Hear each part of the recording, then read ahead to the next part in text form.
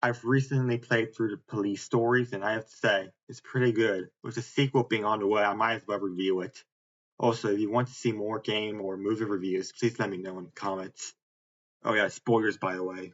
Developed and published by Hype Train Digital, the game takes place in September 1998, 3 years before Shrek released, and nothing else happened. You play as a detective from Miami named John Rhimes, and you're partnered up with Rick Jones uncovering a terrorist plot that involves a movie director, a gang leader, the chief of police, and the FBI. I've only ever played this game once, and I don't know if I have all the details correctly. I'm just giving you what I know. The story isn't important to me in this game. What I'm interested was in the gameplay. As you notice, the game is in a top-down format. The game plays like SWAT 4, and it even has a level from SWAT 4 in it. In the beginning of every mission, you get a dispatch call on how many civilians and suspects you need to arrest. And there is also evidence that it's optional to collect. Sometimes there are fake civilians and will shoot you when they have the chance. In some levels, there is a bomb you need to defuse, and you have 4 minutes to do so.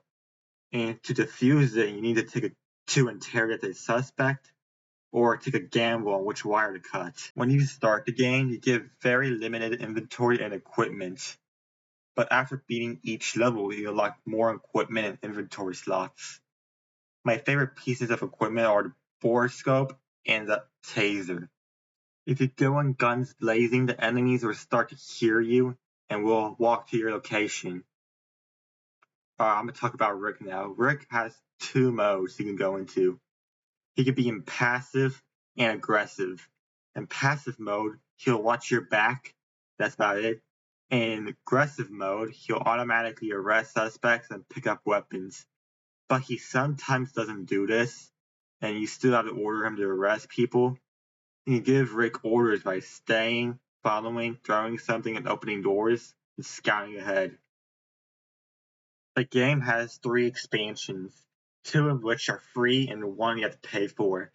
The free ones being the Academy, which I haven't played, so I can't comment on it, and another expansion which focuses on Charlie McDennis, which I also didn't play.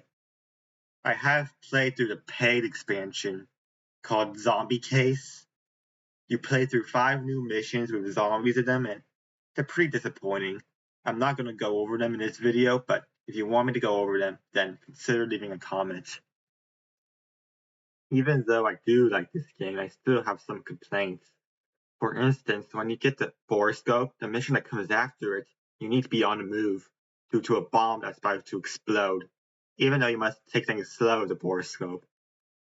Another problem I have is that Rick in aggressive mode is very inconsistent. Sure, he can arrest and pick up evidence for you, but sometimes you need to tell him to do it, or else he won't do it.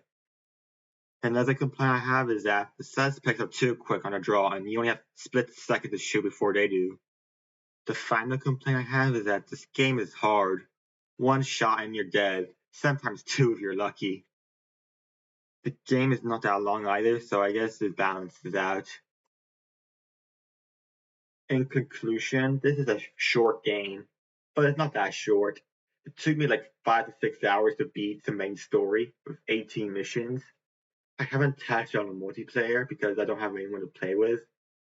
You can get this game on Steam for $20, but if you want to show support and get the full experience, I suggest getting the complete edition for $35. But I wait till it goes on sale because I got it for $5. Thank Gabe Newell for Steam Summer Sale. Overall, I give this game an 8 out of 10.